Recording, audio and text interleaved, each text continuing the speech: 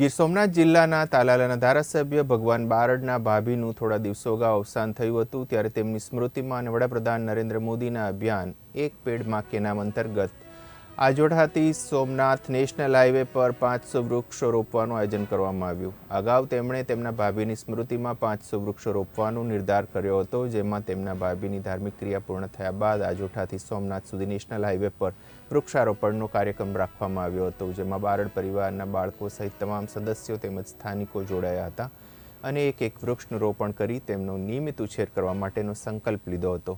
પર્યાવરણ બચાવવા માટે આપણે સૌએ આગળ આવવું પડશે અને સૌ કોઈએ માત્ર એક વૃક્ષ તો પોતાના આંગણા કે અન્ય જગ્યા પર વાવેતર કરવું જ જોઈએ તેવી અપીલ ધારાસભ્ય ભગવાન બારડે કરી હતી. થોડા દિવસ પહેલાં અમારા મોટા ભાઈના મિસિસ અને અમારી મા સમાન ભાભી દેવલોક પામ્યા છે. એમની આજે ધાર્મિક વિધિની ક્રિયા પણ છે અને હમણાં ક્રિયાનો પ્રોગ્રામ પતી ગયા પછી અમે બધા આખા પરિવારના તમામ સભ્યો એમની પાછળ વૃક્ષારોપણ કરીને એમને સાચી શ્રદ્ધાંજલિ દેવાના છે. અને આમ તો મૂળભૂત તો 500 વૃક્ષો વાવવા માટેનો મારે પોતાનો નિર્ણય પણ હતો.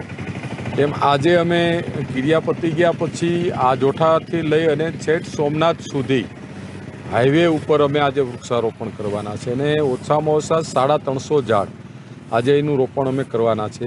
બાકીના ઝાડ છે એ પણ અમે પછીના સમયની અંદર તાલાળા વિસ્તારની અંદર કે સમગ્ર વિસ્તારમાં જ્યાં જગ્યા પડે ત્યાં 500 ઝાડનું રોપણ કરવા માટેનું મારો ટાર્ગેટ છે.